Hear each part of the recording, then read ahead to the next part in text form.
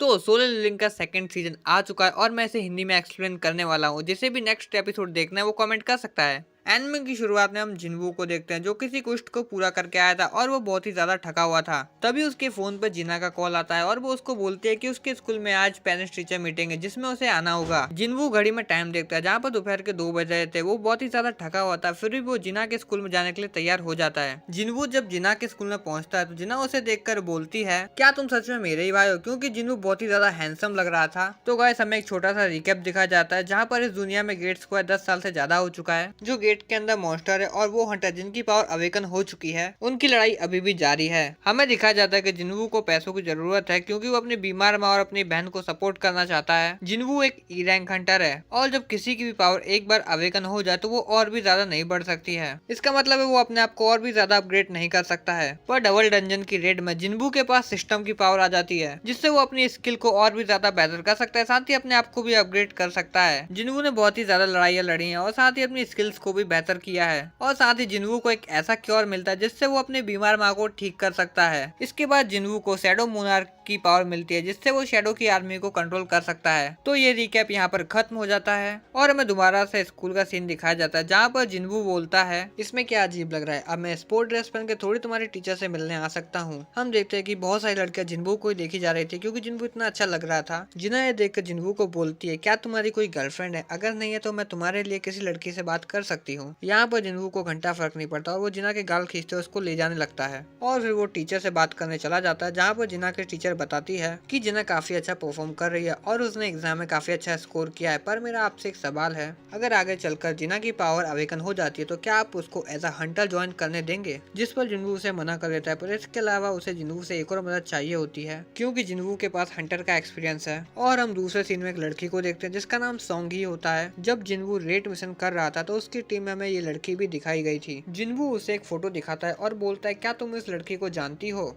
क्योंकि वो फोटो उसकी बहन की होती है। ऑब्वियसली ये लड़की जिना की फ्रेंड है, मतलब कि उसकी क्लासमेट है। और सोंगी को भी पता चल जाता है कि जिनवू जिना का भाई है। और गाइस अगर मैं किसी भी कैरेक्टर का नाम गलत अनाउंस करता हूँ तो प्लीज कमेंट में बता देना। सोंगी को लगता है कि जिनवू उसको हंटर मिशन पर जाने के लिए मना करेगा और वो बोलती है, मैं इसके बारे में कुछ भी नहीं सुनना चाहती। जिनवू बोलता है कि मैं उसके बारे में कुछ भी बात नहीं कर रहा हूँ, तुम बस मेरे पीछे आओ। और हमें एयरपोर्ट का सीन दिखाया जाता है जहाँ पर एक फ्लाइट योंग डोंगसू आया होता है और उसे लेने जिंचोर आया होता है। डोंगसू को यहाँ पर आके इतना अच्छा नहीं लग रहा होता है। वो बोलता है, कोरिया कितना ज्यादा ओल्ड फैशन है और मुझे लगा नहीं था कि हंटर एसोसिएशन का हेड मुझे यहाँ लेने आएगा।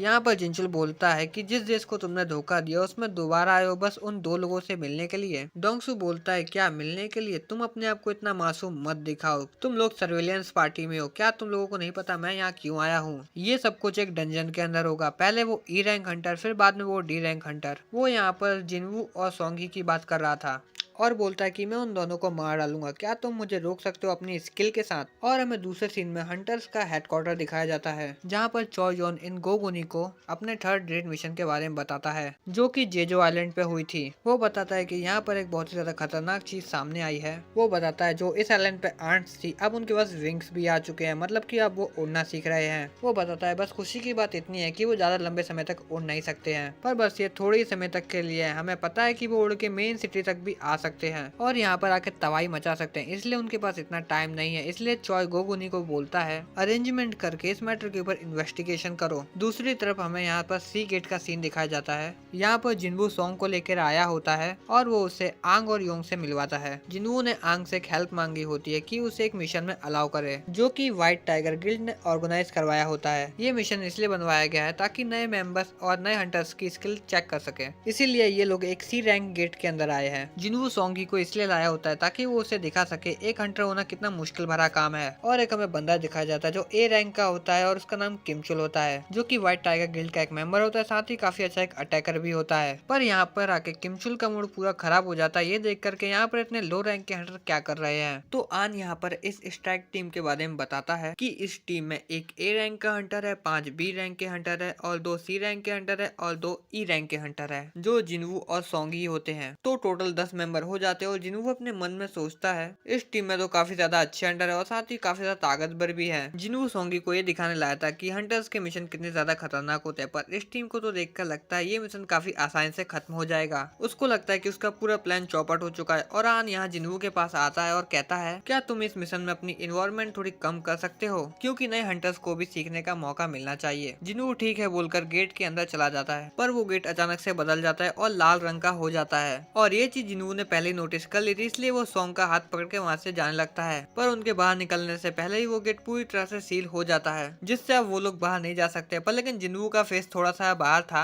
और वो आन को कहता है कि जल्दी से प्राइमरी रेड टीम को कॉल करो और यहाँ बुलाओ, ये एक इमरजेंसी है। और वो गेट पूरी तरह से सील हो जाता है। यहाँ पर आन व्हाइट टाइगर गिल्ड के गिल्ड मास्टर को कॉल करता है। गिल्ड मास्टर ये सब सुनकर बोलता है कि ऐसा कैसे हो सकता है, एक नॉर्मल सा सी रैंक का गेट रेड गेट में कैसे बदल सकता है। गिल्ड मास्टर बोलता है कि तुम चिंता मत करो, मैं जल्दी से जल्दी वहाँ पहुँचता हूँ। और वो लोग गेट के अंदर फंस जाते हैं और वो अपने चारों ओर देखते हैं कि वो एक बर्फीले इलाके में फंस चुके हैं। किमचुल बताता है कि ये गेट एक रेड गेट में कन्वर्ट हो चुका है। सॉन्ग पूछती है कि ये रेड गेट क्या होता है, जिस पर जिन्वू बताता है कि ये गेट एक नॉर्मल गेट से काफी ज्यादा खतरनाक होते हैं, जिसके एक बार अंदर जाने के बाद हम बाहरी दुनिया से कांटेक्ट नहीं कर सकते हैं। इस डंजन से बाहर निकलने के लिए हमें इस डंजन के बॉस को मारना होगा, या तो फिर ये डंजन खुद ही अपने आप को तबाह कर ले, जिस काम में सालों भी लग सकते हैं। जिन्वू सोंगी को ये सब बता ही रहा होता है, तभी बहुत ही स्पीड में दो प्रोजेक्टाइल्स उड़ के उनके ओर आते हैं, जिसकी वजह से एक सी रैंक हंटर की मौत हो जाती है, जिसकी मौत एक स्नो एरो लगने की वजह से हुई होती है। और दूसरा एरो सॉन्ग के ऊपर आया होता है, पर जिन्वू उसे अपने हाथों से ही पकड़ लेता है। तो यहाँ पर एक पार्क हिजिन नाम की लड़की होती है जो जिन्वू को ऐसा करते हुए देख लेती है। वो लड़की जिन्वू की पावर और रिफ्लेक्सेस को देखकर अपने मन में सोचती है जिन्वू कोई नॉर्मल ई रैंक हंटर नहीं है, शायद इसका लेवल ए या फिर उससे भी ऊपर हो सकता है। तभी वो लोग देखते हैं ये तीर कहाँ से आए होते हैं। तभी इन लोगों को पेड़ के ऊपर दो आइस एल्फ बैठे हुए दिखते हैं। जिन्वू अपने मन में सोचता है कि इन लोगों ने पहले बड़ी चालाकी से कमजोर हंटर्स को अपना निशाना बनाया होता है, जो कि सोंगी और वो सी रैंक का हंटर होता है। जिन्वू सोचता है ये नॉर्मल एल्फ नहीं है, ये स्ट्रेटेजी के साथ हमला कर रहे हैं। पर वो दोनों इन लोगों का मजाक उड़ाकर वहाँ से भाग जाते हैं। यहाँ पर जिन्वू को बहुत ही ज्यादा गुस्सा आ रहा था, वो आइस एरो को अपने हाथ से ही क्रश कर देता है। सोंगी ये सब देखकर घबरा जाती है और जिन्वू को पूछती है ये लोग कौन थे। जिन्वू बताता है कि ये सब आइस एल्फ है और हंटर इन्हें आइस स्लेयर भी बोलते हैं। ये बहुत ही ज्यादा खतरनाक और बेरहम होते हैं। तभी किमचुल बोलता है कि अब हमारा नेटवर्क बाहरी दुनिया से पूरी तरह से कट चुका है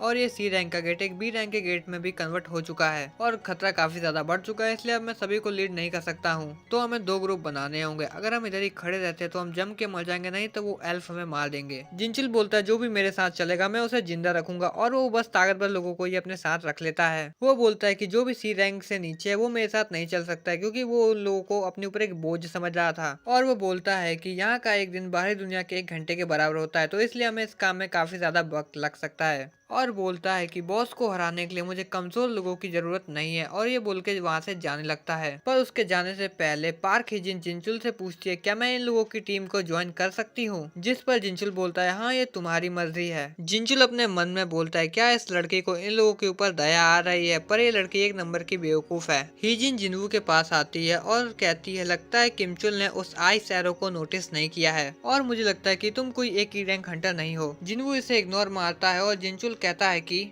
हम मेन रोड की ओर जा रहे हैं, तो जिन्वू कहता है कि तो हम फॉरेस्ट में जा रहे हैं। वो दोनों अलग हो जाते हैं। जिंचुल को एक पेड़ दिखता है जिसके ऊपर बहुत सारे पंजों का निशान होता है। उन लोगों को पता चल जाता है कि उनके आसपास आइस बियर्स है, इसका मतलब वो ई रैंक हंटर सब मरने वाले हैं। जिंचुल अपने मन में सोचता है कि टीम में सी रैंक हंटर्स और साथ ही पार्क हिजिन भी है, फिर भी मुझे ऐसा क्यों लगता है कि वो ई रैंक हंटर उन सब का लीडर है। सीधी सी बात है जिन्वू फॉर्म में आ चुका है, बंदे का और आई काफी है सामने वाले को डराने के लिए। तभी उनके ऊपर आइस बियर्स हमला कर देते हैं, मतलब कि बहुत ही ज्यादा खतरनाक सिचुएशन हो जाती है। पर लेकिन किमचुल एक ए रैंक हंटर है जो उन बियर से फाइट करने लगता है और एक बियर को तो बीच से ही काट देता है। बहुत ही ज्यादा खतरनाक फाइट होती है। दूसरी तरफ हमें जिन्वू की टीम को दिखाया जाता है जहाँ पर पार्क हिजिन कहती है क्या तुम ये निशान देख रहे हो, ये एक आइस बियर के पंजों के निशान है, लगता है कि हम उनके इलाके में पहुंचने वाले हैं, तो इसलिए हमें दूसरा रास्ता लेना चाहिए। जिन्वू कहता है कि अगर हम उनके इलाके में जाएंगे तो उस जगह बस वही हमारे दुश्मन होंगे जो कि उन एल्फ से तो काफी ज्यादा कमजोर है। पार्क हिजिन बोलती है ये तो मैंने सोचा ही नहीं। तो इस जंगल में काफी ज्यादा ठंड हो रही होती है, तो जिन्वू अपनी इन्वेंट्री से गर्म कपड़े निकालता है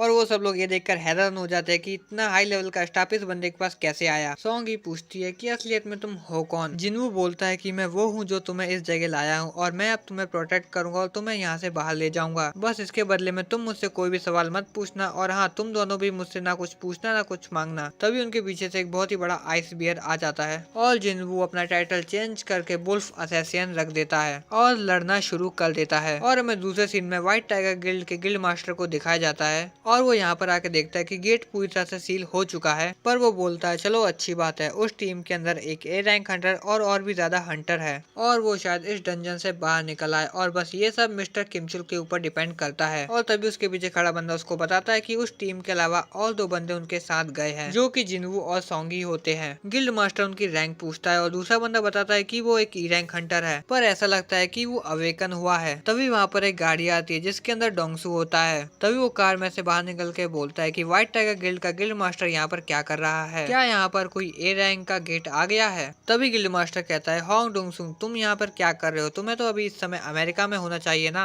डोंगसू बोलता है कि तुमने एक ई रैंक के हंटर को गेट के अंदर कैसे जान दिया, वो तो तुम्हारे गिल्ड का मेंबर भी नहीं है। जिनचुल अपने मन में सोचता है चलो अच्छी बात है कि जिनवू उस गेट के अंदर है, क्योंकि उस गेट के अंदर तो डोंगसू भी नहीं जा सकता है। दूसरी तरफ हम गेट के अंदर का सीन देखते हैं जहाँ पर जिनवू ने सारे बियर्स को बिना किसी वेपन के अपने हाथों से ही मार दिया होता है और उन बियर्स को मारने पर जिनवू को पॉइंट्स भी मिलते हैं। ये लोग उस बियर का मीट खाते हैं और जिनवू के बारे में ही बात कर रहे होते हैं। जिनवू उन बियर के ठिकाने पर पहुंच जाता है और अपनी शैडो मोनार्क की पावर से बहुत सारे शैडो सोल्जर समन कर लेता है और उस शैडो आर्मी में इग्रिस भी होता है और यहाँ से बहुत ही ज्यादा खतरनाक फाइट होना चालू हो जाती है। सारे बियर शैडो आर्मी के ऊपर हमला कर देते हैं और बहुत ही ज्यादा खतरनाक फाइट होना चालू हो जाती है और इग्रिस जिनवू के पास ही खड़ा होता है और यहाँ पर शैडो आर्मी हार रही होती है क्योंकि वो बियर कुछ ज्यादा ही पावरफुल थे, जिसकी वजह से जिनवू की सारी एएमपी खत्म हो रही थी। और तभी उनका मेन बॉस सामने आता है और शैडो आर्मी के शैडो सोल्जर्स को मार देता है, जिस वजह से जिनवू की एमपी पूरी तरह से खत्म हो जाती है और अब इग्रिस उस बॉस से लड़ता है और ये बहुत ही ज्यादा कमाल की फाइट होती है और ये फाइट बहुत ही ज्यादा कमाल की होती है। इग्रिस उस बियर को चीर फाड़ देता है और आखिरी में वो उसका गला काट देता है और उसका गला जिनवू के पैरों के पास आके गिर जाता है और जिनवू अपने मन में सोचता है कि अगर इसके पास उस समय इसकी तलवार होती तो शायद मैं इसे कभी भी नहीं हरा पाता। और इस समय इग्रिस का लेवल जिनवू या फिर उससे भी ज्यादा हो सकता है, पर कमाल की बात यह है कि जिनवू इग्रिस को कंट्रोल कर सकता है। और दूसरी तरफ हमें किमचुल की टीम दिखाई जाती है जिसकी पूरी तरह से बैंड बच चुकी होती है, मतलब कि उसके टीम के सारे मेंबर मर चुके हैं और बस किमचुल ही जिंदा बचा है और उसे आइस एल्फ ने चारों तरफ से घेर लिया होता है। किमचुल बहुत ही ज्यादा डर जाता है और वहाँ से भागने लगता है और शायद हमें लास्ट में एल्फ के लीडर को भी दिखाया जाता है। तो सेकंड एपिसोड की शुरुआत में हम देखते हैं कि जिनवू और इग्रिस ने सारे बियर्स को मार दिया था और जिनवू वहाँ पर अराइस बोलता है और उन बियर्स और उनके बॉस को भी अपनी आर्मी में ज्वाइन करवा लेता है। दूसरी तरफ हम गेट के बाहर का सीन देखते हैं जहाँ पर लास्ट टाइम डोंगसू भी आ गया था। गेट के अंदर भले ही 3 दिन हो चुके हैं पर यहाँ पर खाली 3 घंटे ही हुए हैं। डोंगसू थोड़ा परेशान हो जाता है और कहने लगता है मुझे तो लगता है सन जिंगू अंदर मर गया होगा अभी तक, इधर आके तो मेरा टाइम ही वेस्ट हो चुका है, तो चलो अब मैं चलता हूँ, इतनी लंबी ट्रिप से आया था।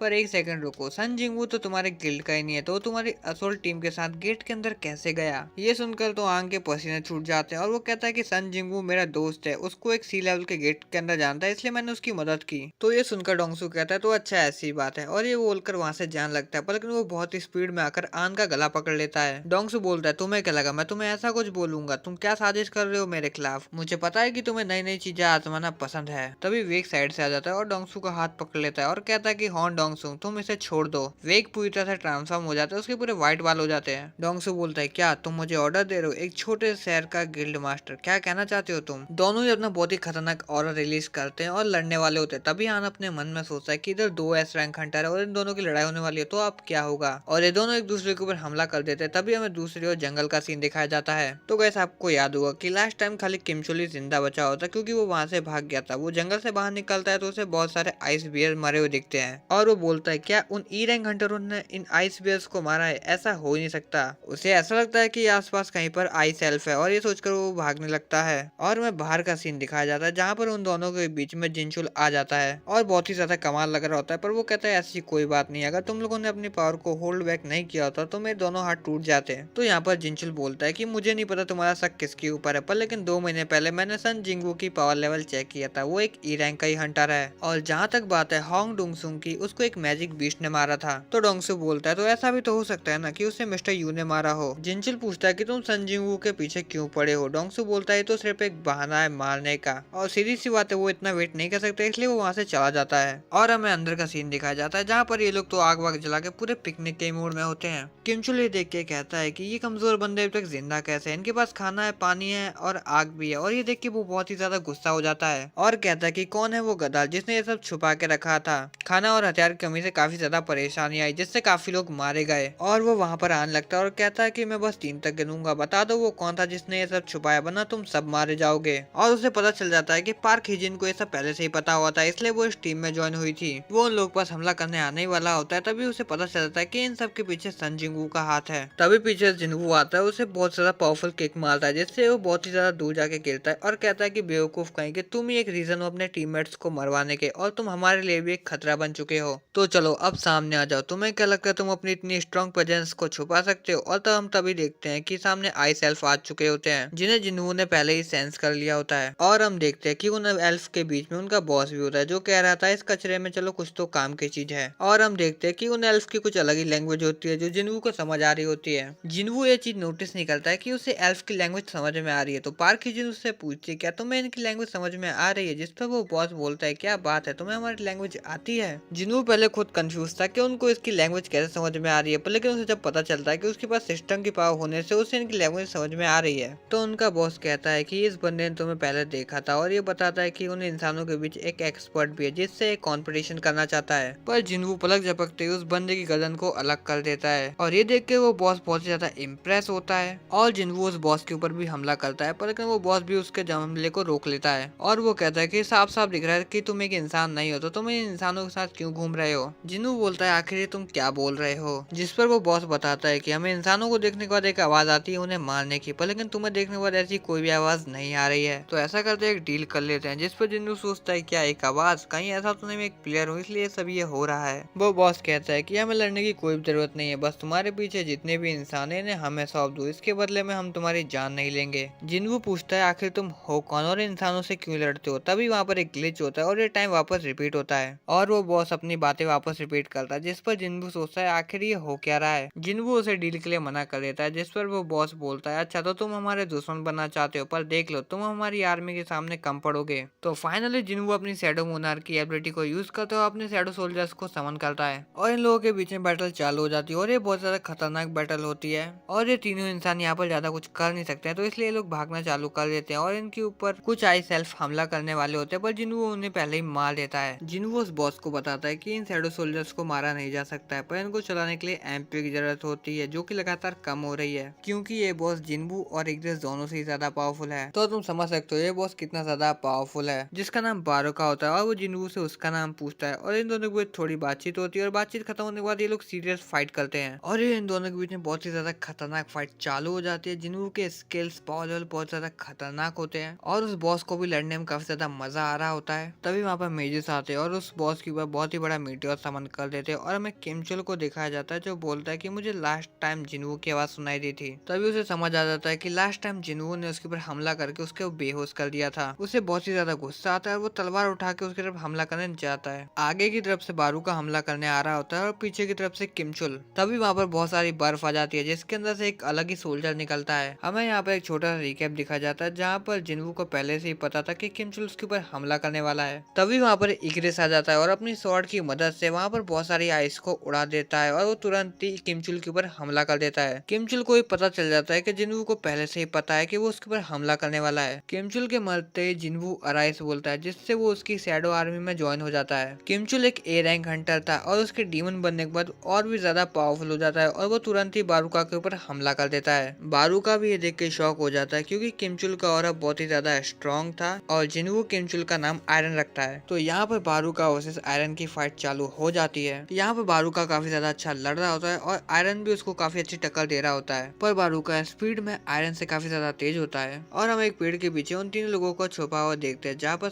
सॉन्ग पूछती है क्या एक असली अंतर लड़ाई ऐसी होती है, जिस पर पार्क जिन बोलती है ऐसी लड़ाई तो मैं खुद पहली बार देख रही हूँ। बारूका कहता है कि मुझे नहीं लगता है ये मुझे अकेला हरा सकता है, तो ऐसा करो तुम और वो नाइट मेरे ऊपर हमला करो। और वो तीनों इसके ऊपर हमला करते और ये काफी ज्यादा खतरनाक लड़ाई होती है और वो तीनों बारूका को कुछ देर में ओवर पावर कर देते हैं, पर लेकिन उसके कोई वाइटल ऑर्गन्स को नुकसान नहीं पहुंचता है। बारूका कहता है क्या तुम मुझे अंडर एस्टिमेट कर रहे हो, जिस पर जिन्नू बोलता है ऐसा नहीं है, तुम पावरफुल हो पर लेकिन तुम्हारे सोल्जर्स नहीं है। और हमें दिखाया जाता है कि बारूका के आर्मी के सोल्जर्स मारे जा चुके हैं, जिस पर बारूका बोलता है इससे कोई फर्क नहीं पड़ता है, अगर मैंने एक बार तुम्हें मार दिया तो सब ठीक हो जाएगा। जिन्नू अपना वेपन उसके ऊपर फेंक के मारता है पर वो उसे डॉज कर लेता है, पर ये जिन्नू का वेपन है जिससे वो उसको वापस बुलाता है और बारूका यहाँ पर ट्रैप हो जाता है। वो उसे अपने वेपन से रोकने की कोशिश करता है पर उसका वेपन टूट जाता है। पीछे से मेटल आके बारूका को पकड़ लेता है और ये सारे मेजेस उसके ऊपर बहुत ज्यादा खतरनाक हमला करते हैं। बारूका की हालत बहुत ज्यादा खराब हो जाती है और जिन्नू भी उसके ऊपर हमला करता है और कहता है तुम्हारा काम खत्म होने वाला है। तभी पीछे से मेटल आता है और बारूका को मारने लगता है और इस वक्त तक बारूका का काम तमाम हो जाता है, पर मेटल यहीं पर नहीं रुकता है, वो उसको कंटिन्यूसली मारने लगता है, जिस पर जिन्नू बोलता है बस यार आप कितना मारोगे, मुझे तो तुम्हारे फ्यूचर के लिए चिंता हो रही है। मेटल इग्निस की तरफ देखता है पर इग्निस तो उसको इग्नोर करके चला जाता है, पर जो वो मेजेस की तरफ देखता है तो वो उसके साथ खुशी मना रहे होते हैं। तो ये खेल यहाँ पर खत्म हो जाता है और गेट अपेयर हो जाता है और जाने से पहले जिन्नू एक बार उस बॉस की तरफ देखता है। हमें दूसरी तरफ गेट के बाहर का सीन दिखाया जाता है, जहाँ पर गेट के अंदर एक हफ्ता हो चुका है, फिर भी ये लोग अभी तक इंतजार कर रहे हैं। आन कहता है आप जाइए सर, हम उनके आने का इंतजार यहाँ कर लेंगे। वेग कहता है कि मैं ऐसे नहीं जा सकता, तुम्हें तो पता ही है कि मेरे सोल्जर्स अंदर है। तभी वो रेड गेट एक नॉर्मल गेट में ट्रांसफॉर्म हो जाता है और हमें दो लोगों की शैडो दिखाई जाती है। अब वेग को ऐसा लग रहा था कि वो शैडो मिस्टर किम चुल की है, पर लेकिन जब वो लोग गेट से बाहर निकलते हैं तो वो मिस्टर को और पार्क हिजन होती है। वेग बहुत परेशान हो जाता है और सोचता है आखिर ये सब हो क्या रहा है। तभी उनके पीछे से सोंगी और जिनवू भी आते हैं। वेग सोचता है आखिर ये हो क्या रहा है, सबसे वीकेस्ट अंडर अभी तक जिंदा कैसे है, और गेट भी डिस्पेयर हो जाता है। तो जिनवू वहाँ से जाने लगता है, पर लेकिन वेग उसके कंधे पे हाथ रखता है और बोलता है रुको मुझे तुमसे बात करनी है, जिस पर जिनवू कहता है मुझे तुमसे कोई बात नहीं करनी है और मैं बहुत ज्यादा थक चुका हूँ, तुम्हें जो भी बात करनी है तुम अपने गिल्ड मेंबर से कर सकते हो।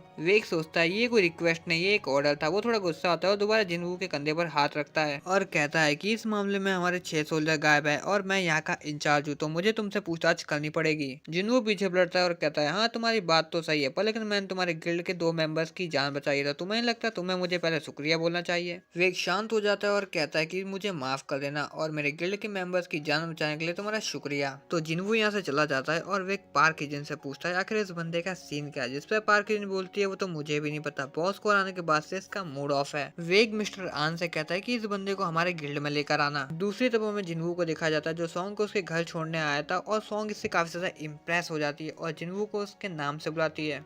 वो सन जिनवू को जिनवू बोल रही होती है और काफी ज्यादा ब्लश भी कर रही होती है। तो यहाँ पर सुबह के 4 बजने वाले होते हैं और हम जिनवू के पास उस वॉच के वेपन को देखते हैं और हमें दिखाया जाता है यहाँ पर कि जिनवू इतना उदास क्यों था, और हमें दिखाया जाता है कि जिनवू ने उस बॉस को अपनी शैडो आर्मी में ज्वाइन करवाने की कोशिश की थी, पर 3 अटेम्प्ट के बाद भी वो उसे अपनी शैडो आर्मी में ज्वाइन नहीं करवा पाया, क्योंकि इन दोनों की पावर में जमीन आसमान का फर्क होता है। पर वो खुश भी था कि उसे आयरन मिल गया, क्योंकि वो भी बहुत ज्यादा पावरफुल है। तो नेक्स्ट सीन में हम जिनवू को देखते हैं जो कि मुंह हाथ धो रहा होता है और जिना उसे कह रही होती है अगर तुम जल्दी नहीं आए तो मैं तुम्हारा ब्रेकफास्ट खा जाऊंगी। और अगली सुबह हम देखते हैं कि जिन हो जिनवू को पिकअप करने आता है, पर जिनवू कहता है कि हमें बीच में से किसी और को भी पिकअप करना है। यहाँ पर वो सॉन्ग की बात कर रहा होता है, तो वो लोग सॉन्ग को उठाते हैं और सॉन्ग तो जिनवू से मिलकर काफी ज्यादा एक्साइटेड हो जाती है। जिनवू सॉन्ग से पूछता है क्या तुम्हें अच्छे से नींद आई, वैसे भी जब मैंने तुम्हें छोड़ा तो सुबह तो हो ही चुकी थी। उन दोनों की ये सब बातें सुन के जिन हो को लग रहा था कि इन दोनों ने रात साथ में गुजारी है। जिन हो जिनवू को बोलता है हे बॉस आपको पता है ना कि मिस हान अभी अंडर एज है। जिनवू बोलता है हाँ मुझे पता है, क्यों क्या हुआ, जिस पर जिन्हो बोलता है नहीं नहीं कुछ भी तो नहीं हुआ, और वो लोग वहाँ से निकल जाते हैं और इस एनिमे का ये वाला एपिसोड इधर ही खत्म होता है। तो वीडियो को लाइक करके चैनल को सब्सक्राइब कर लेना नेक्स्ट पार्ट के लिए, और अगर ऐसा कोई एनिमे है जो मैं एक्सप्लेन कर सकूं तो वो भी कमेंट कर देना, और मिलते हैं नेक्स्ट पार्ट में।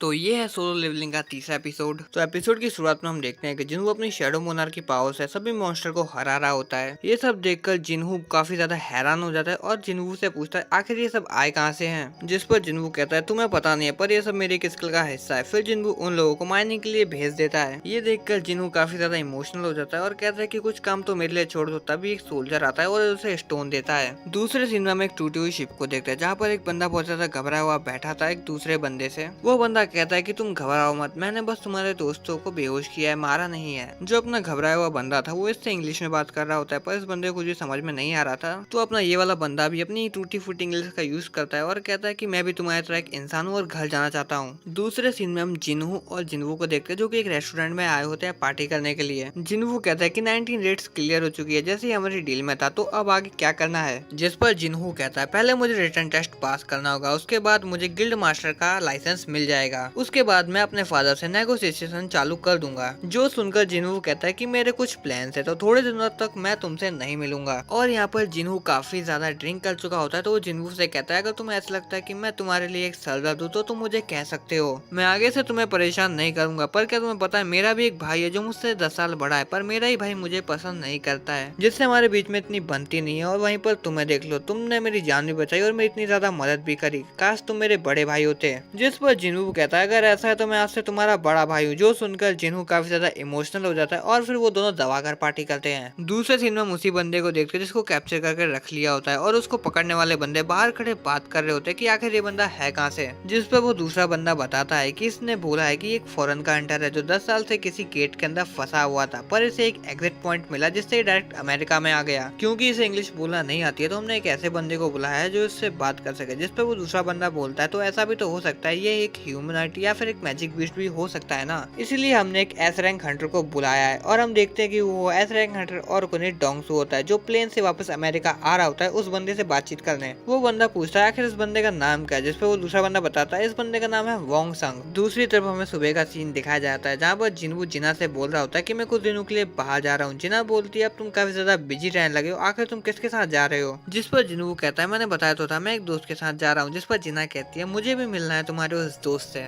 तो दूसरे सीन में हम जिनवू को उसी कैसल में देखते हैं। जिनवू वहाँ पर खड़ा खड़ा सोच रहा था जब वो पहले इधर आया था तो उसका लेवल 20 था, तो पिछली बार से उसका लेवल 3 गुना बढ़ चुका है, तो उसको इतनी परेशानी नहीं होनी चाहिए। तो वो दरवाजा ओपन करता है। जैसे ही वो उस जगह के अंदर आता है तो उसे एक क्वेश्चन सोन लगता है कि उसे इस जगह में घूम रहे मॉन्स्टर की सोल को इकट्ठा करना होगा और उसे क्वेस्ट पूरा करने के लिए 10,000 मॉन्स्टर की सोल चाहिए। जो देखकर जिनवू काफी ज्यादा हैरान हो जाता है कि यहाँ पर इतने सारे मॉन्स्टर है। जिनवू अपने आप को शांत करता है और कहता है मेरा गोल एकदम साफ है, यहाँ चाहे जितने भी मॉन्स्टर हो मैं सबको हरा दूंगा। दूसरे सीन में हम जिन्हो को देखते हैं जो कि अपने फादर के पास आ चुका होता है। उसके फादर कहते हैं ओ तुम्हें गिल्ड के ऊपर कब्जा करना है, पर तुम जानते हो ना तुम्हारा भाई पहले से इधर काम करता है। जिन्हो कहता है जैसे मेरे भाई का प्लान है बाहर से किसी को लाना गिल्ड को चलाने के लिए, ये हमारे लिए बहुत ज्यादा रिस्की हो सकता है। ये बात सुनकर जिन्हो के फादर बोलते तुम्हारे हंटर का नाम है संग जिनवू, ये वही बंदा जो डबल डंजन के रेड में था और ये वहाँ भी इन्वॉल्व था जहाँ पर सर्वेलेंस टीम के एक हंटर का मर्डर हुआ था। और आज तक तुमने जितनी भी रेड किए ये उन सब में शामिल था। और साथ ही रेड गेट वाले इंसिडेंट में इसी ने सभी हंटर की जान बचाई थी और इसी की वजह से तुम्हें गिल्ड मास्टर का लाइसेंस मिला है और तुम चाहते हो कि मैं तुम्हें गिल्ड दे दूं। जिस पर जिन्हो कहता है हाँ मैं ही ओजिन गिल्ड को चलाना चाहता हूँ। जिस पर उसके फादर भी मान जाते हैं और कहते हैं कि हम तुम्हारा तरीका भी ट्राई करेंगे, पर मैंने सुना है कि व्हाइट टाइगर गिल्ड वाले चाहते हैं कि जिन्हो उनका गिल्ड ज्वाइन करे, पर मैं चाहता हूँ कि जिन्हो हमारी गिल्ड में आए, तो क्या तुम ऐसा कर सकते हो। जिस पर जिन्हो कहता है हाँ बिल्कुल मैं उसे कैसे भी अपनी गिल्ड में ज्वाइन करवा लूंगा। दूसरे सीन में हम जिन्हो को देखते जो काफी सारे मॉन्स्टर को हरा चुका होता है और उनकी सोल को एक्सट्रैक्ट करने की कोशिश करता है, वो पर किसी वजह से नहीं कर पा रहा होता है। और इतने सारे मॉन्स्टर को मारने की वजह से जिन्हो को दूसरे फ्लोर पर जाने का एंट्री परमिट भी मिल जाता है, जो देखकर जिन्हो आगे बढ़ने लगता है और कहता है ये तो बहुत ही बड़ी जगह है, यहाँ पर पैदल चलना तो बहुत ही ज्यादा मुश्किल होगा। पर जिन्हो आइस बियर के लीडर को बुलाता है जिससे वो उसको जल्द से जल्द आगे पहुंचा दे। जिन्हो आगे बढ़ने वाला होता है पर लेकिन आगे और भी ज्यादा मॉन्स्टर इकट्ठे हो जाते हैं, पर वो भालू बिल्कुल भी डरता नहीं है और उन सबको उड़ाते हुए आगे निकल जाता है, जिसे देखकर जिन्हो काफी ज्यादा इम्प्रेस हो जाता है और उसका नाम टैंक रखता है। दूसरे सीन में हमें चाहे को दिखाया जाता है जो अभी स्विमिंग करके निकली होती है और उसकी खूबसूरती को देखकर काफी सारी लड़कियां उसकी तारीफ भी कर रही होती है। वो याद करती है जब वो चोई के पास गई थी तो उसने उससे कहा था कि हम लोगों को बता क्यों नहीं रहे फ्लाइंग एड्स के बारे में, हमें उनसे ये छुपा क्यों रहे हैं।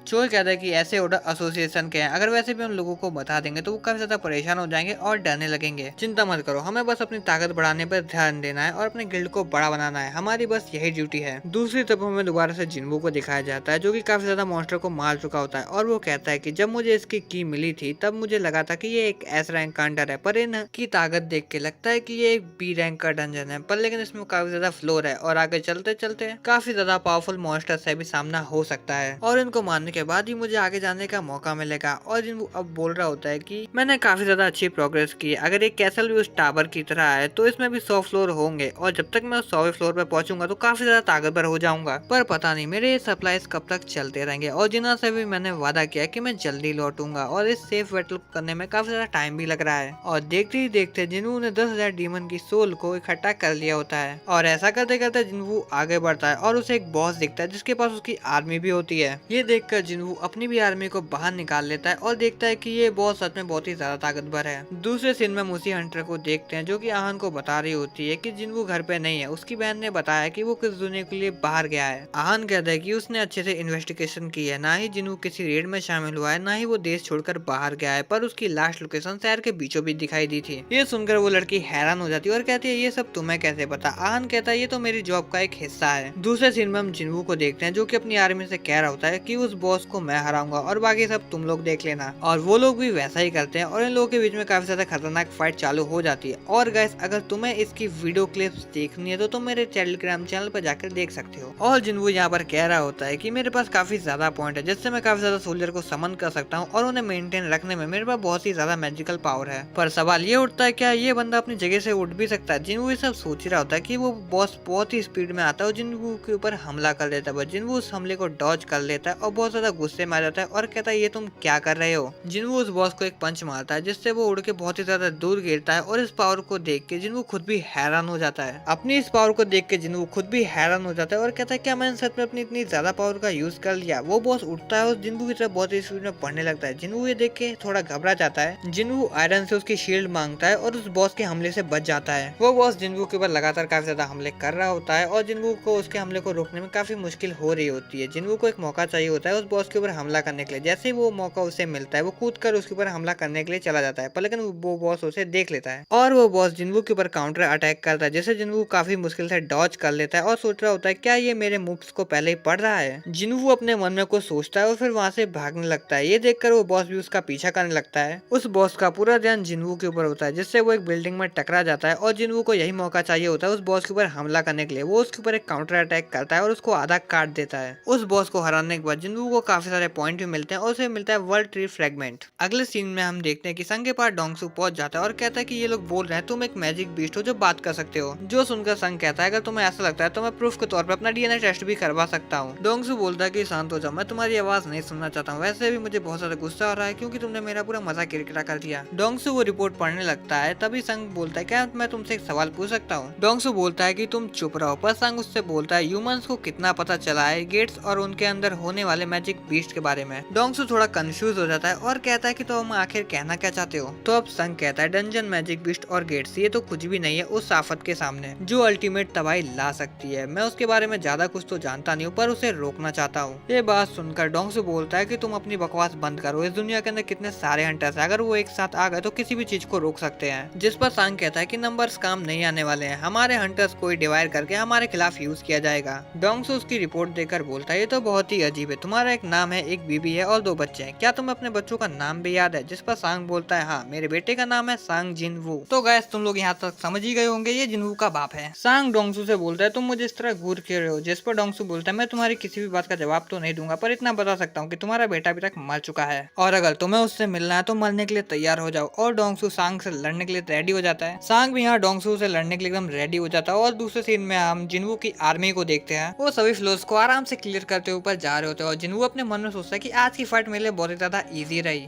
और वो कहता है कि मुझे पता नहीं था कि मेरी आर्मी भी इतनी ज्यादा पावरफुल हो चुकी है कि अनडेड किंग भी मुझसे डर रहा है। इतना कहने के बाद जिनवू बहुत ही स्पीड में जाता है और अनडेड किंग को मार देता है जिसकी वजह से जिनवू का लेवल काफी अप हो जाता है। और दूसरे सीन में हम देखते हैं कि सांग और डोंगसू की फाइट से चारों तरफ तबाही मच चुकी है। तभी उधर खड़ा एक बंदा कहता है मैंने सुना था जब 2 एस रैंक हंटर लड़ते तो काफी ज्यादा तबाही मच जाती है, पर ये तो उससे भी ज्यादा खतरनाक थी। और डोंगसू तो लड़ाई की कुछ देर बाद ही अपने आप हार जाता है। दूसरी तरफ हमें जिनवू को दिखाया जाता है जो कि कह रहा होता है वैसे मेरा फूड खत्म हो चुका है तो मुझे यहाँ से वापस जाना चाहिए। और वो कहता है कि मैं 75 फ्लोर पर हूँ और 25 फ्लोर बाकी है, पर कोई बात नहीं, मुझे आज वैसे ही बहुत तगड़ा फायदा हुआ है। उस मोटे से बॉस को हराने के बाद मुझे इयररिंग्स मिले और उस स्केलेटन को हराने के बाद मुझे ये नेकलेस मिला और मेरा इंस्ट्रक्टर बता रहा है कि आगे और भी ज्यादा पावरफुल बीस्ट है। जिनवू बताता है कि उसको एक स्पेयर भी मिला है पर वो लगता नहीं उसके काम का, इसलिए वो उसको अपनी आर्मी को दे देगा जिससे उनकी फायर पावर बढ़ जाएगी। और फाइनली मैं चूज कर पाया कर्स लूट रैंडम बॉक्स को जो कि मुझे क्वेस्ट के रिवॉर्ड के तौर पर मिला है। जिनवू जैसे उस बॉक्स को ओपन करता है तो उसे एक चाबी मिलती है, पर उस चाबी के बारे में कुछ भी नहीं बताया जाता है कि उसे कब और कहाँ यूज करना है। तो जिन्वू कहता है वैसे भी मैं इस चाबी के लिए यहाँ पर नहीं आया था। और जिन्वू बोलता है कि मुझे 50 फ्लोर पर वर्ल्ड ट्री फ्रेगरेंट मिला और 70 फ्लोर पर स्प्रिंग वाटर मिला, यानी कि एलेक्सर ऑफ लाइट बनाने के लिए मेरे पास 2 इंग्रेडिएंट्स है और बस मुझे एक और चाहिए, जिसके बाद मेरी मॉम पूरी तरह ठीक हो जाएगी। और वो ये कहने के बाद वहाँ से चला जाता है। और गाइस यहीं पे तीसरा पार्ट खत्म हो जाता है। एपिसोड की स्टार्टिंग में हम देखते हैं कि जिन्वू वापस आ चुका है और वो बोल रहा था कि एल्केस ऑफ लाइट बनाने के लिए 3 इंग्रेडिएंट्स की जरूरत होती है, उसमें से 2 तो मेरे पास है, मुझे बस एक चाहिए, जो कि है purified blood of the demon Monar. Jinwoo कहता है जब मैं तीसरे इंग्रेडिएंट्स को लेने जाऊंगा तो मुझे और भी ज्यादा ताकतवर होना पड़ेगा। डीमन कैसल में जाकर मैं पावरफुल तो हो चुका हूँ, पर ऑफिशियली मैं एक ई रैंक का हंटर हूँ, जिसकी वजह से मैं हाई रेट्स में पार्टिसिपेट नहीं कर पाऊंगा और मैं ताकतवर भी नहीं बन पाऊंगा और मुझे दिखावा करना भी बंद करना होगा। मेरी सच्चाई हमेशा छुपी नहीं रह सकती, इसलिए मैं अपनी पावर्स को रीअसेस करवाऊंगा। दूसरे सीन में हम एक बिल्डिंग को देखते हैं जहाँ पर बहुत सारे हंटर आए होते हैं अपनी पावर्स को चेक करने के लिए, मतलब अवेकन होने के बाद उनकी कितनी पावर्स बढ़ी है। उन सब के बीच में हिन भी होता है जो कि कह रहा होता है कि आज हम कैसे लोगों को रिक्रूट कर पाएंगे। तभी उसकी नजर जिन्वू पे पड़ती है, जिसे देख के वो शॉक हो जाता है और वो वेग को कॉल करता है और ये सुनकर तो वेग भी काफी ज्यादा शॉक हो जाता है और कहता है कि मैं उधर फटाफट आता हूँ। दूसरे सीन में हम जिन्वू को देखते हैं जो कि वेट कर रहा होता है। उसके बाजू में एक हंटर होता है जो काफी ज्यादा नर्वस होता है। वो कहता है कि मुझे मेरी हंटर रैंक अच्छी चाहिए जिससे मैं अच्छा पैसा कमा सकूं, शायद फिर मेरी एक्स-5 और बेटी वापस आ जाए। उसके बाजू में बैठा बंदा बोल रहा होता है कि तुम चिंता मत करो, अगर तुम्हारी रैंक सी या डी रही तो स्काउट तुम्हें डायरेक्ट किल्ड में ले लेंगे, पर अगर तुम्हारी रैंक ई रही तो काफी दिक्कत हो सकती है। जो सुनकर जिन्वू स्माइल करता है और कहता है हाँ, जब वो ई रैंक का हंटर था तो उसे काफी ज्यादा दिक्कतें होती थी। अब जिन्वू को बुलाया जाता है उसकी पावर को रीअसेस करवाने के लिए। अब जिन्वू भी सामने वाले क्रिस्टल पे हाथ रखता है, तभी वो क्रिस्टल ग्लो करने लगता है और जो लड़की चेक करती है तो मशीन में एरर आ जाता है। वो लड़की कुछ समझ नहीं पाती और जिन्वू को बोलती है तुम क्या दोबारा से हाथ रख सकते हो इसके ऊपर। जिन्वू दोबारा से उस क्रिस्टल के ऊपर हाथ रखता है और दोबारा से मशीन के अंदर एरर आ जाता है, जो देख के लड़की भी कंफ्यूज हो जाती है। तभी वहाँ पर उस लड़की का चीफ आ जाता है और वो चीफ पूछता है कि क्या हुआ। वो लड़की बोलती है कि मैं बार बार चेक कर रही हूँ पर इस मशीन में एरर आ जा रहा है। उसका चीफ भी ट्राई करता है और मशीन में वापस से एरर आ जाता है। लड़की पूछती है क्या हुआ। वो चीफ बोलता है कि मशीन में कोई भी गड़बड़ी नहीं है, ये मशीन कह रही है मिस्टर जिन्वू को असिस्ट नहीं कर सकती है क्योंकि इनके अंदर इतनी मैजिकल पावर है, ये मशीन भी मेजर नहीं कर सकती है। यानी पूरी कंट्री में जिन्वू 10वें नंबर पे आता है जो कि एस रैंक का हंटर है। दूसरे सीन में हमें चॉय को दिखाया जाता है जो कि जिंजुल से पूछ रहा होता है क्या हमें फ्लाई एंड के बारे में और भी जानकारी मिली है, जिस पर जिंजुल कहता है कि एसोसिएशन अभी भी उन्हें चेक कर रही है, रिजल्ट आने में थोड़ा वक्त लग जाएगा। चॉय कहता है कि हाल फिलहाल में बहुत ही अजीब चीजें हो रही है, मैंने सुना है कि व्हाइट टाइगर गिल्ड के रेड मिशन में जाकर डंजन बॉस को हरा दिया, वैसे वो है कौन। जिस पर जिंजुल कहता है कि मैं इन्वेस्टिगेशन की जगह पर लेट पहुंचा था इसलिए मुझे कुछ ज्यादा पता नहीं है। जो सुनकर चॉय थोड़ा सा उदास हो जाता है और वो कहता है कि लॉबी में इतनी आवाज क्यों आ रही है। जिस पर जिंजुल कहता है लगता है कोई हंटर अवेकन हुआ है, वही इतना फेमस हो रहा है। जिंजुल कहता है रुको मैं चेक करके आता हूँ। जिस पर चॉय कहता है रुको मैं भी तुम्हारे साथ चल रहा हूँ और वो लोग यहाँ पर आने के लिए निकल जाते हैं। दूसरे सीन में काफी सारे हंटर्स को दिखाया जाता है जिन्हें पता चल जाता है कि जिन्वू एक एस रैंक का हंटर है और वो लोग ये जानकर काफी ज्यादा शॉक हो जाते हैं। तभी वहाँ पर वही चीफ आ जाता है और वो जिन्वू को बोलता है कि हमारे पास प्रॉपर इक्विपमेंट नहीं है आपको रीअसेस्ट करने के लिए, वो 3 दिन बाद आने वाले हैं तो आप प्लीज 3 दिन बाद आकर रीअसेस्ट करवा लेना। तो जिन्वू बोलता है ठीक है, पर ये सब यून भी देख रहा होता है और वो कहता है कि मैनेजर आन ने सही बोला था, मुझे इसके बारे में उन्हें बताना होगा। वो चीफ जिन्वू से बोल रहा होता है कि जब आपकी पावर को मेजर कर लिया जाएगा तो आपकी रैंक को भी अपडेट कर देंगे। तभी जिन्वू को एक पावरफुल प्रेजेंस महसूस होती है और जब वो साइड में देखता है तो सामने से चॉय आ रहा होता है और वो अपने मन में कहता है ये तो वही है जिसे फायर गॉड कहा जाता है। और दूसरी तरफ चॉय को भी जिन्वू का ऑरा फील होने लगता है और वो कहता है तभी इधर इतना शोर हो रहा था। चॉय जिन्वू को अपना इंट्रोडक्शन देता है और कहता है क्या तुमने कोई गिल्ड ज्वाइन किया, और वो बोलता है क्या तुम मुझसे 2 मिनट बात कर सकते हो। पर जिन्वू अपना फुल स्वैग में होता है, वो उसे इग्नोर मारकर चला जाता है और कहता है मैं अभी बिजी हूँ और वो वहाँ से चला जाता है। लोग ये देख के हैरान हो जाते हैं कि उसने चॉय से बात करने से मना कर दिया। चॉय जिंचुल से पूछता है मैंने उसे अपना इंट्रोडक्शन तो दिया था ना, जिस पर जिंचुल पूछता है हाँ तुमने दिया तो था पर उसने मना कर दिया। ये देखकर जिंचुल भी थोड़ा शॉक हो जाता है और कहता है तो अच्छा ये सच था, और वो देखता है कि जिन्वू तो एकदम गायब ही हो जाता है वहाँ से। तभी वहाँ पर वेग पहुंच जाता है, हालांकि वो थोड़ा सा लेट हो जाता है और इस चीज को चॉय भी नोटिस कर लेता है और थोड़ा शॉक हो जाता है। वो समझ जाता है कि वेग वहाँ पर क्यों आया है और वो समझने लगता है कि जो बंदा उसके सामने था वो जिन्वू संग था और इसी ने रेड गेट को क्लियर किया था।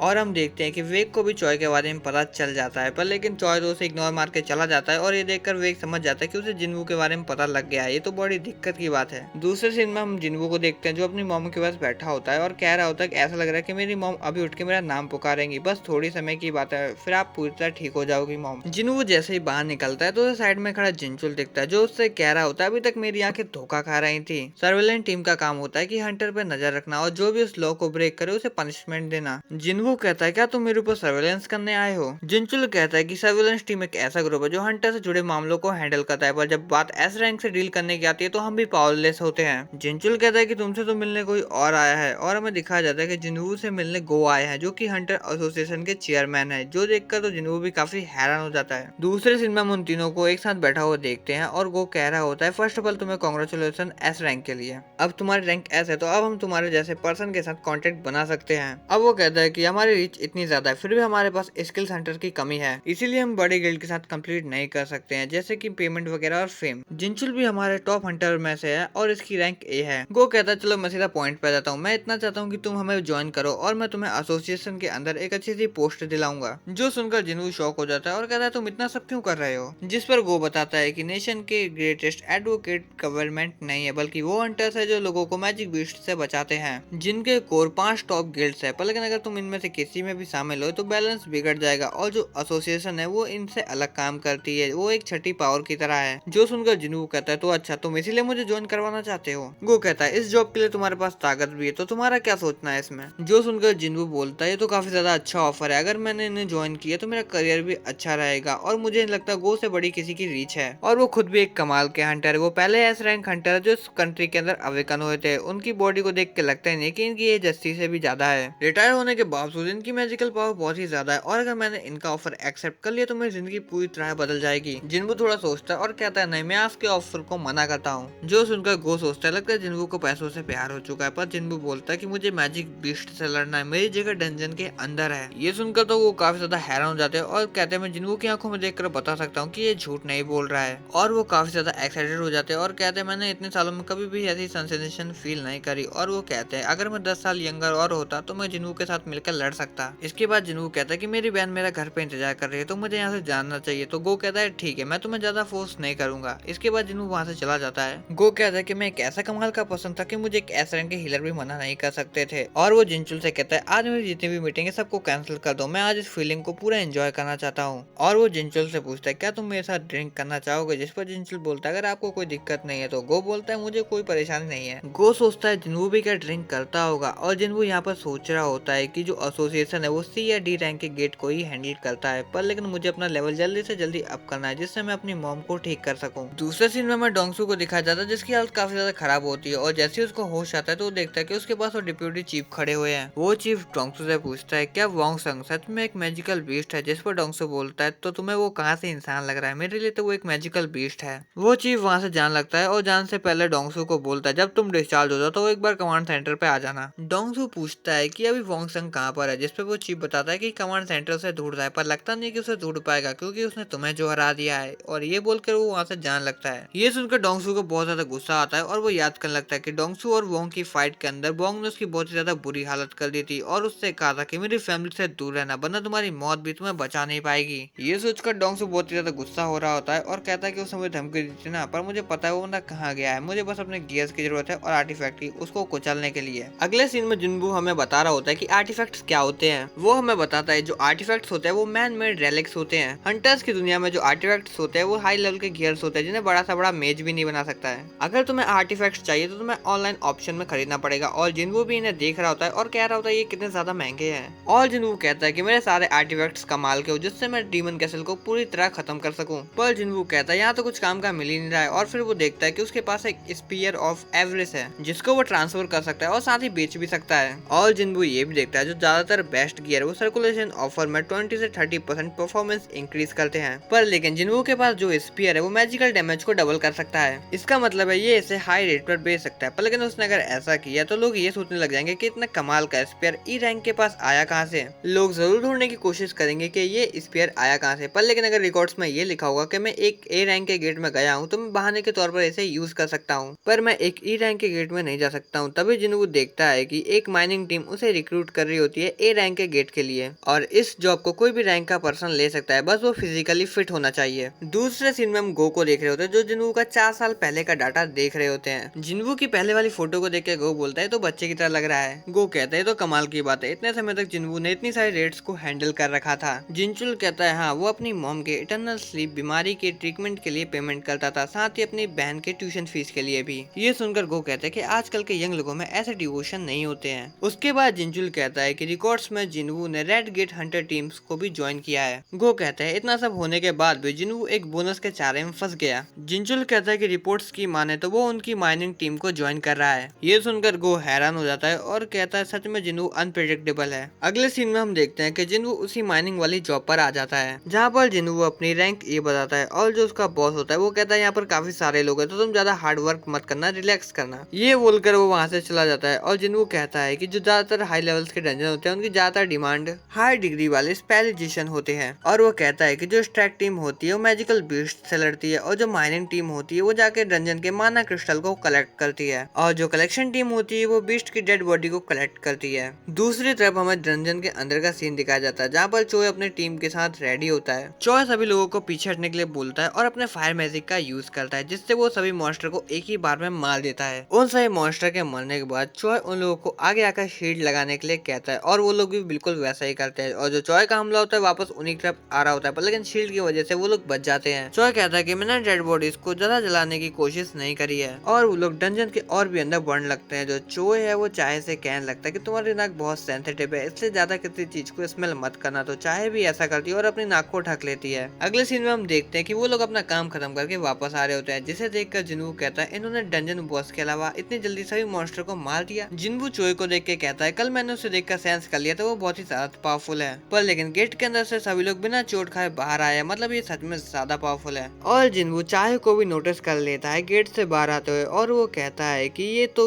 चाहे है गिल्ड की वाइस गिल्ड मास्टर, इसका और सच में अलग है, बहुत ही कम लोगों का ऐसा होता है। अब चाहे भी जिनवू को नोटिस कर लेती है पर जब वो साइड में देखती है तो जिनवू वहाँ पर होना ही होता है और वो भी कहने लगती है शायद मैंने अभी अभी चेयरमैन गो को नोटिस किया, शायद ये मेरा वहम होगा, और वो चीख मार के वहाँ से चली जाती है। अब हम जिनवू को देखते जो साइड में हट गया था, वो सोचता है कि चाहे ने उसे नोटिस कर लिया था। ये देखकर वो कहता है मैंने जितना सोचा था चाहे तो उसे भी ज्यादा शार्प निकली। इसके बाद हम देखते हैं जो माइनिंग टीम होती है और जो कलेक्शन टीम होती है वो अपना काम करने के लिए डंजन के अंदर चली जाती है। सभी लोग अपना काम कर रहे होते हैं पर जिनवू एकदम सीधा देख रहा होता है और कह रहा होता है यहाँ से एकदम खतरनाक ऑरा रिलीज हो रहा है, मतलब डंजन का बॉस एकदम सामने ही है। और वो कहता है जो डीमन कैसल के अंदर वल्कस और मेंटिस है ये उससे भी ज्यादा ताकतवर लग रहा है। जिनवू कहता है मैं उससे लड़ना चाहता हूँ, तभी वो सुनता है कि कुछ लोग उसकी रैंक का मजाक उड़ा रहे हैं। ये सुनकर जिनवू भी सोचता है मैं कहीं भी चला जाऊँ पर ई रैंक को ऐसे ही ट्रीट किया जाता है। इन सब को इग्नोर मारकर जिनवू आगे बढ़ने लगता है पर तभी वो एक बंदे से टकराने लगता है जिससे वो बंदा उसके ऊपर गुस्सा करने लगता है। पर जिनवू गुस्से से उसकी तरफ जब देखता है तो उस बंदे की भी फटके हाथ में आ जाती है और वो कहता है तुम्हें जहाँ चलना है वहाँ चलो। जिनवू वहाँ से आगे बढ़ जाता है और वो डरा हुआ बंदा ये सोच रहा होता है क्या इसकी रैंक सच में ही है। अगले सीन में हम देखते हैं कि जिनवू सभी को अपनी मसल्स दिखाकर वहाँ माइनिंग कर रहा होता है और उसकी मसल्स देख के सब लोग ये सोच रहे होते हैं ये क्या ये बंदा सच में ई रैंक का है। और हम देखते हैं कि ब्रेक टाइम हो चुका है और वो बंदा जिनवू से कहता है तुम जाकर आराम कर लो, पर जिनवू कहता है कि नहीं मैं थोड़ा और काम करना चाहता हूँ, जिस पर सभी लोग एग्री हो जाते हैं और वहाँ से जाने लगते हैं। उन सभी लोगों के जाने के बाद जिनवू उस औजार को नीचे फेंकता है और वहाँ से दौड़ने लगता है ये कहते हुए कि ब्रेक टाइम 1 घंटे का है, तब तक तो मैं उस बॉस से लड़ भी लूंगा। ऐसा बोलने के बाद जिनवू उस बॉस के चैम्बर के पास पहुंच जाता है और जिनवू को उस बॉस का ऑरा फील होने लगता है जिसे देखकर वो बोलता है जो भी इसके अंदर है वो बहुत ही ज्यादा पावरफुल है। जिनवू रियलाइज करता है कि मुझे इस बॉस को नहीं हराना चाहिए, अगर मैंने इसको हरा दिया तो ये गेट क्लोज हो जाएगा और जिससे हंटर गिल्ड का नुकसान भी हो सकता है। पर मुझे क्या, मुझे इससे घंटा भी फर्क नहीं पड़ता है। और जिनवू उस बॉस को हराने के लिए अपना हथियार निकाल लेता है पर तभी पीछे से चाहे आ जाती है और उसे बोलती है तुम यहाँ पर क्या कर रहे हो, और जिसे देखकर तो जिनवू काफी ज्यादा शॉक हो जाता है। और ये चौथा एपिसोड यहीं पर खत्म हो जाता है।